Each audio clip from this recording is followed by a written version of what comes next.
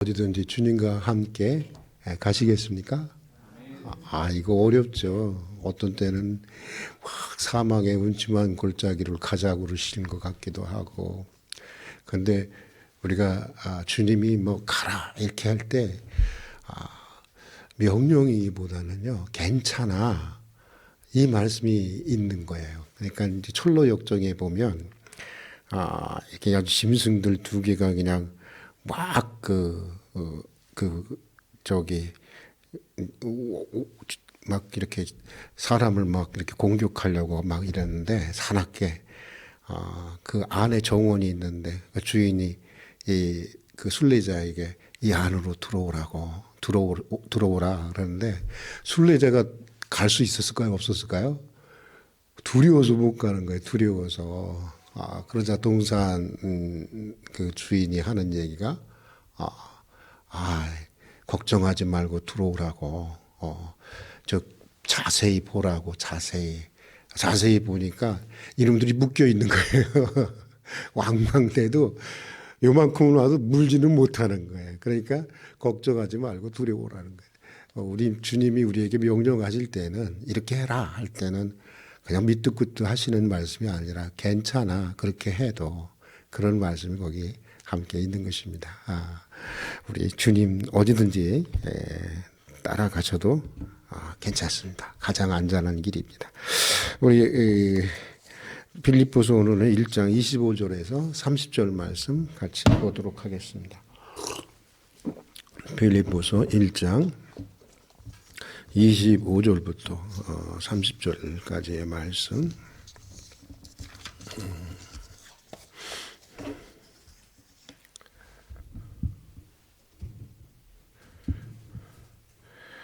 빌립보서 1장 25절부터 30절까지의 말씀입니다. 우리 함께 읽도록 하겠습니다. 같이 읽겠습니다.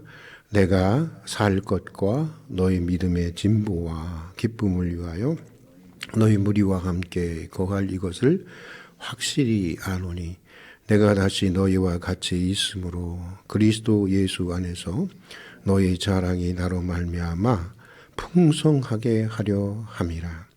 오직 너희는 그리스도의 복음에 합당하게 생활하라. 이는 내가 너희에게 가보나 떠나 있으나 너희가 한 마음으로 서서 한 뜻으로 복음의 신앙을 위하여 협력하는 것과 무슨 일에든지 대적하는 자들을 때문에 두려워하지 아니하는 이 일을 듣고자 함이라. 이것이 그들에게는 멸망의 증거요 너에게는 구원의 증거니, 이는 하나님께로부터 난 것이라. 그리스도를 위하여 너에게 은혜를 주신 것은 다만 그를 믿을 뿐 아니라 또한 그를 위하여 고난도 받게 하려 하심이라.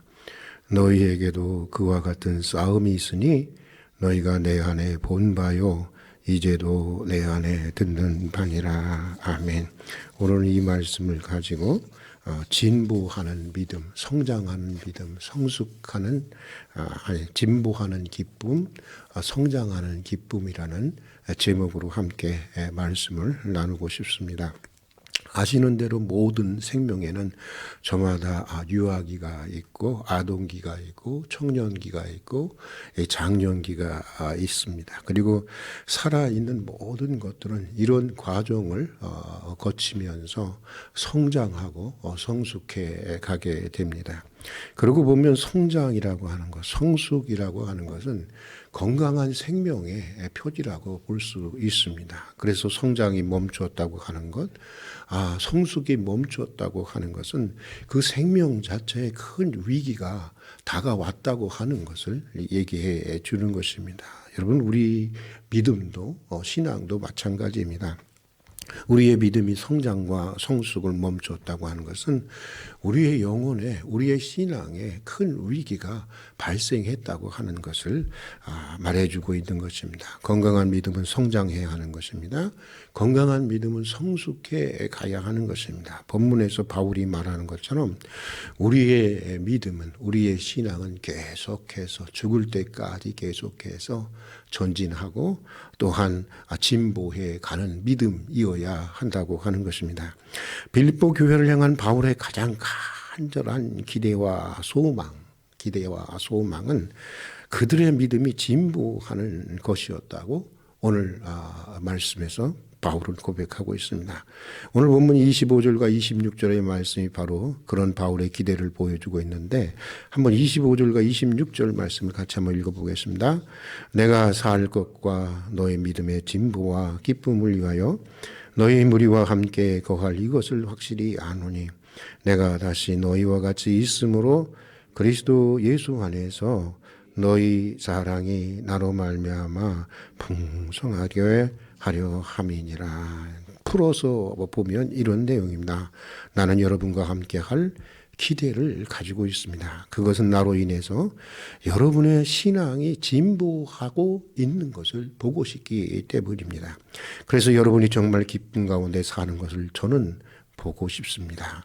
바울은 빌립보 성도들이 자기로 인해서, 바울로 인해서 믿음이 성장하고 그로 인해 그리스도 예수 안에서 기쁨과 또 믿는 사람들 안에 가질 수 있는 자부심과 긍지가 풍성해지기를 소망하고 있는 것입니다. 믿음의 성장은 기쁨과 긴밀한 연관을 가지고 있기 때문인 것입니다. 자, 그렇다면 본문에서 바울이 말하는 믿음의 진보라는 것은 구체적으로 무엇을 말하는 것일까? 다시 말해서 믿음이 성장해가고 있다고 하는 특징은 무엇이냐고 하는 것입니다. 아마도 어제 저는 참여하지 못했지만 전도사님을 통해서 아마 여러 가지 말씀을 나누실 거라고 생각을 합니다. 본문에서 바울이 제시하는 믿음의 진보를 나타내는 첫 번째 특징은 27절에 나와 있는 대로 복음에 합당한 삶을 사는 것입니다. 우리 따라서 한번 합시다. 복음에 합당한 삶을 사는 것. 본문 21절에서 바울은 이렇게 말하고 있습니다. 오직 너희는 그리스도의 복음에 합당하게 생활하라. 복음을 믿는 사람의 그 합당한 삶을 타당한 삶을 마땅한 삶을 살아가라고 하는 것입니다. 근데 여기서 생활하라고 하는 말은 본래 그 뜻이 이 원래 그 생활하라고 하는 그 헬라어 말은 시민의 의무를 다하라고 하는 그런 뜻을 가지고 있는 말입니다. 지금도 미국 시민권을 가지면 사람들이 굉장히 자부심을 느끼잖아요. 그렇죠? 그래서 좀 있는 집안에서는 일부러 아이들을 어디서 출산하죠? 딱 시간 맞춰갖고 하와이나 뭐 괌이나 뭐 이렇게 가서 돈 있는 사람들은 아주 뭐 더 본토까지 가갖고 아이를 출산해서 미국의 시민권을 갖도록 이렇게 하는 경우가 많이 있는데 당시 그 로마 시민권을 가지고 있으면 바울도 얘기했잖아요. 나는 로마 시민권을 가진 사람이다. 그러니까 벌벌 떨잖아요. 그만큼 이 사회적으로 매우 큰 특권을 누릴 수 있었던 것이 로마의 시민권이었던 것입니다. 그래서 로마의 시민권을 가진 사람들의 이 자부심은 굉장히 대단했습니다. 그리고 그런 만큼 그들은 로마 시민으로서의 의무를 자부심만큼이나 그들은 로마 시민으로서의 긍지를 가지고 로마 시민으로서의 그 생활에 마땅한 생활에 그 의무를 철저히 지켰다고 하는 것입니다. 아무리 배가 고파도요 로마 시민들은 그 자존심을 지키기 위해서 구걸하는 법이 없었다고 합니다. 굶어 죽을지언정 구걸하는 법이 없었다는 거예요. 여러분 호랑이가 막 상처가 나면 이 물로 들어간다잖아요. 물로 들어가서 이 절대로 자기의 상처를 남에게 보이지 않는 거예요. 자기의 어떤 이 초라한 모습을 보이지 않고 거기서 죽는 한이 있어도 그렇게 있는 것처럼 로마의 시민들은 그랬다고 하는 것입니다. 병역 의무이든지 납세 의무이든지 그들은 시민으로서의 의무를 결코 소홀히 하지 않았고 그것을 소홀히 여기는 것에 대해서 매우 부끄럽게 여겼다는 것입니다. 이시오노 나나미라고 하는 일본 작가가 쓴 로마인의 이야기라고 하는 책이 있는데 뭐 한때 전 세계의 베스트셀러가 되었던 책이었습니다. 그 책에서 작가는 매우 중요한 질문을 연속해서 제기합니다. 지성에서는 그리스도인보다 못했고, 체력에서는 겔트족이나 게르만 민족보다 못했고, 기술에서는 에투루이안보다 못했고, 경제력에서는 카르타고인보다 못했던 로마인들이 어떻게 그렇게 그 지중해와 세계를 제패할 수 있었을까? 그렇게 번영할 수 있었을까? 그것을 계속 질문하고 있는데, 작가의 결론은 이런 것입니다.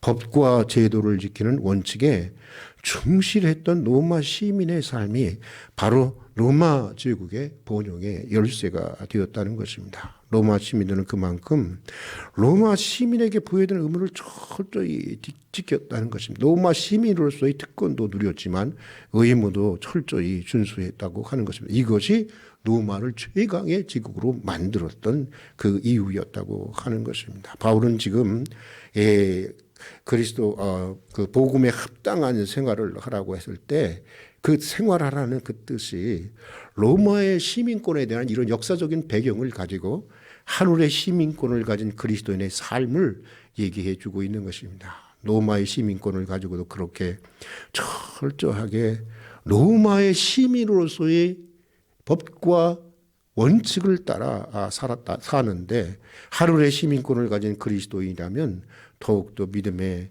원칙을 가지고 믿음을 따라서 원리를 따라서 살아야 하지 않겠냐고 하는 것입니다. 하늘의 시민권을 가진 그리스도인이 로마 시민들이 로마의 법을 따라 사는 것보다 못해서야 되겠냐고 하는 것입니다. 신학교 다닐 때였습니다. 무감독 시험을 관철시키기 위해서 정말 학교 측과 엄청 많이 싸웠던 것 같아요. 그런데 끝내는 그 무감독 시험이 관철되지 않았습니다. 저희들의 논리는 이런 것이죠. 육사에서도 무감독 시험을 치르는데 하나님의 종을 기르는 신학교에서 어떻게 감독을 하면서 시험을 치르느냐. 그런데 CRE도 먹히지 않았습니다. 그 이유가 있었습니다. 신학생들이 무엇을 하기 때문일까요? 컨닝을 얼마나 잘하는지 몰라요. 컨닝을 하기 때문입니다. 목사가 되겠다고 한 사람들이 사관학교 학생들만큼도 자존심이 없는 것입니다. 저는 컨닝은 안 했던 것 같아요. 이게 어디 신학생들만의 문제입니까? 예수가 팥죽 한 그릇에 장자권을 판 것처럼 눈앞에 보이는 조그마한 이익에 그리스도인들의 양심을 파는 일이 얼마나 비일비재한지 사실은 알지 못하지 않습니까? 믿음이 성장하고 믿음이 진보한다고 하는 것은 단순히 하나님에 대한 지식이 성장하는 것을 의미하는 것이 아닙니다. 우리는 좀 많이 이렇게 배우면 제자 훈련이니 이런 걸 통해서 잡다하게 많이 배우면 이게 성장하는 걸로 생각을 하는데 여러분 그것이 아닙니다. 이건 지식이나 이론의 문제가 아닙니다. 실천의 문제입니다. 행함의 문제입니다. 살아낼 수 있느냐 없느냐 삶의 능력에 관한 문제인 것입니다. 믿음이 진보한다는 것은 하나님의 말씀을 따라서 그냥 그대로 사는 거예요. 그게 내게 감동을 주던 하나님 오늘 말씀을 통해서 내게 감동을 주셔서 그 말씀대로 살게 해주시오. 이거 잘못된 기도예요? 그거 아세요 여러분? 감동을 안 주면 그대로 안 살 거예요? 그렇잖아요. 그걸 굉장히 사람들은 있잖아요. 감동은 받아도 그렇게 안 살아요. 그래서 김동호 목사님 이런 얘기하세요. 여러분들 가슴을 찢지 말고 여러분의 지갑을 찢으세요. 그거 맞는 얘기죠. 그렇죠? 감동이 안 되더라도 지갑을 찢는 사람 그 사람이 진짜 하나님을 위한 사람이죠. 성숙한 사람인 것이죠. 여러분 하나님의 말씀을 살려고 무단히 노력하는 것입니다. 그러다 보면 자기도 모르는 사이 콩나물 시루에 이렇게 물 주면 어떻게 돼요? 물이 밑으로 다 빠지는 것 같죠. 그런데 어떻습니까? 콩나물이 자랍니까? 안 자랍니까? 콩나물이 자라죠. 그러는 사이에 자신도 모르게 우리의 믿음이 성장하게 되는 것입니다. 믿음의 성숙이 있게 되는 것이고 성장이 있게 되는 것이고 진보가 있게 되는 것입니다. 그리고 진보하는 것만큼 우리의 기쁨도 성장하고 진보하게 되는 것입니다. 자, 또 바울이 본문에서 제시하는 믿음의 진보를 나타내는 두 번째 특징은요. 어떤 거냐면 협력할 줄 아는 믿음의 삶입니다. 이거 협력한다고 하는 건 매우 소중한 것입니다. 본문 27절에서 바울은 이렇게 말하고 있습니다. 오직 너희는 복음에 합당하게 생활하라.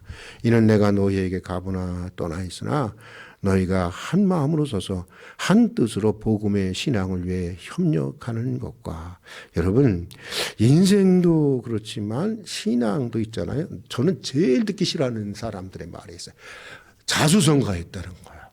자기가 자수성가가 뭡니까? 자기의 오로지 힘으로만 성공했다는 거 아니에요. 여러분 그게 있을 수 있을까요? 없을까요? 절대로 없습니다. 그런 일은 없습니다.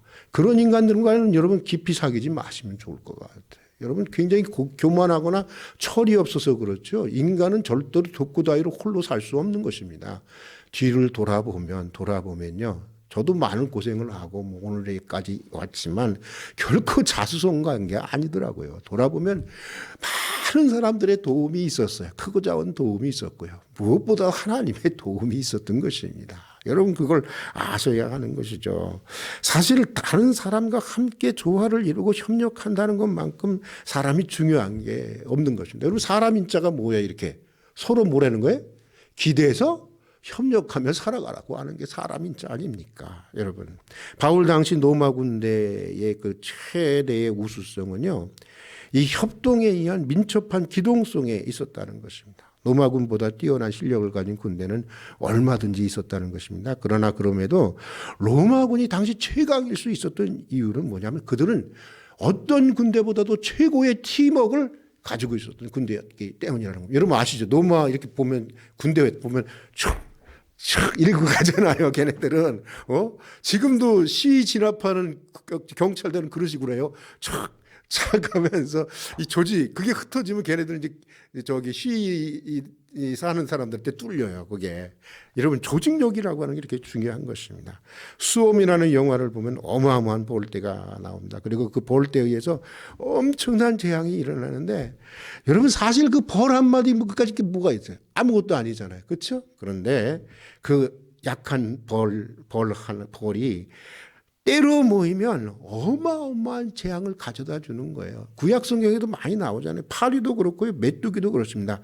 나약한 곤충들이지만 일단 때로 모이면 어마어마한 파괴력을 갖게 되는 것입니다. 여러분 믿음의 사람들은 더욱 그런 것입니다. 그래서 레위기 26장 8절에 보면 이런 말씀이 있습니다. 우리 딱 같이 한번 따라서 한번 해봅시다. 너희 다섯이 백을 쫓고 너희 백이 만을 쫓으리라.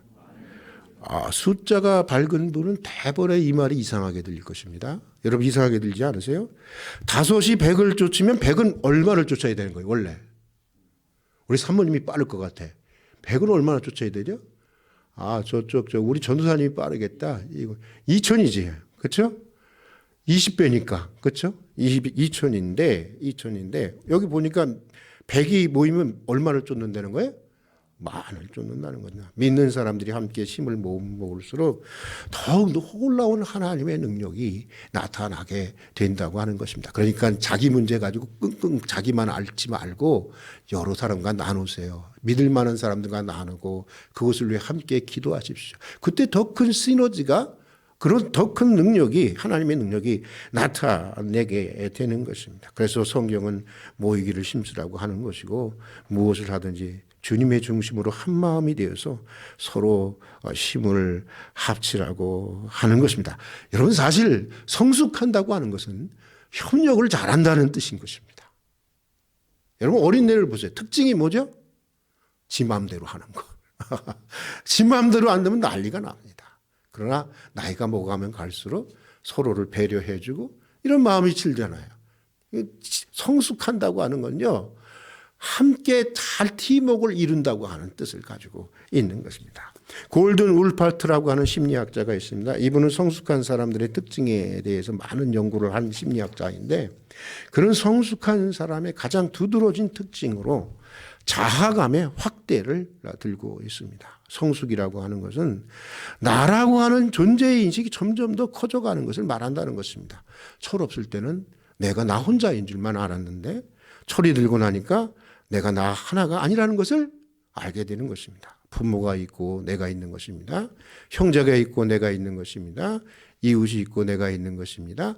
하나님이 있고 내가 있는 것입니다. 이렇게 점점 자아감이 확장되어 나아가면서 이제는 자기 중심이라고 하는 작은 틀을, 좁은 틀을 벗어나서 보다 큰 틀에서 자기를 인식하고 자기를 바라보게 된다고 하는 것입니다. 그래서 그런 사람들은 저 사람이 편하고 나서야 내가 편해지는 것입니다.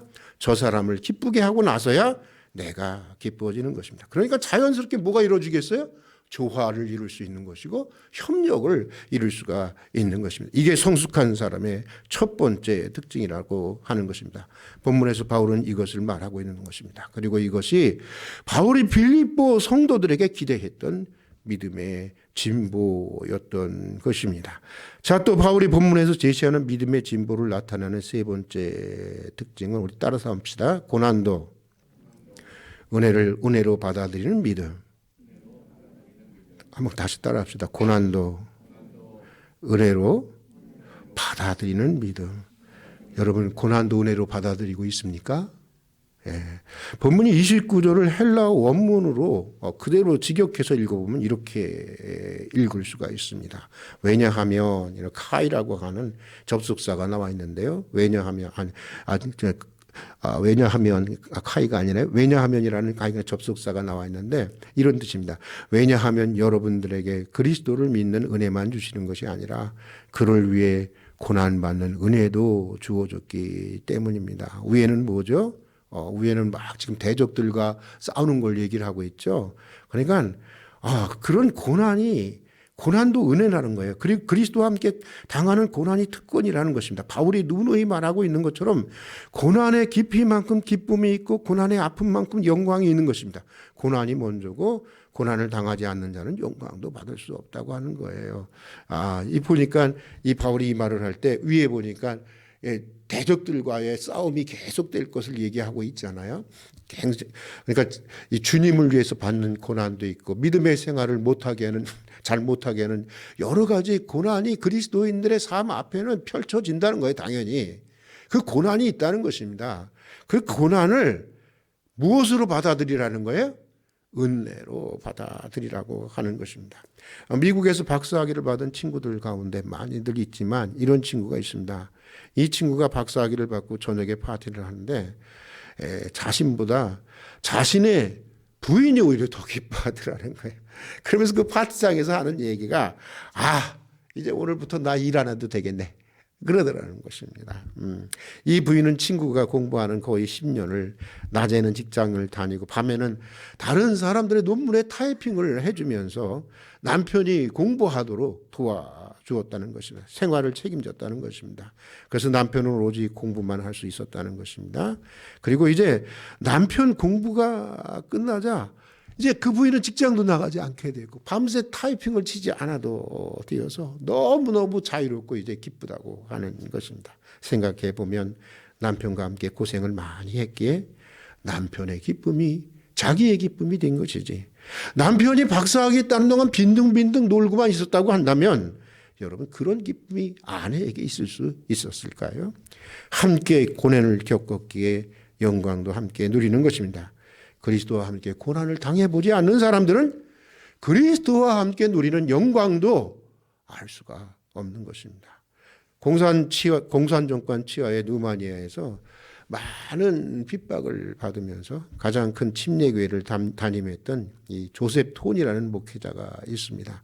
나중에는 이 추방당해서 미국에서 이제 지내셨는데 세월이 흘러서 이제 공산권이 무너졌잖아요. 동구권이 무너지고 개방이 되었어요.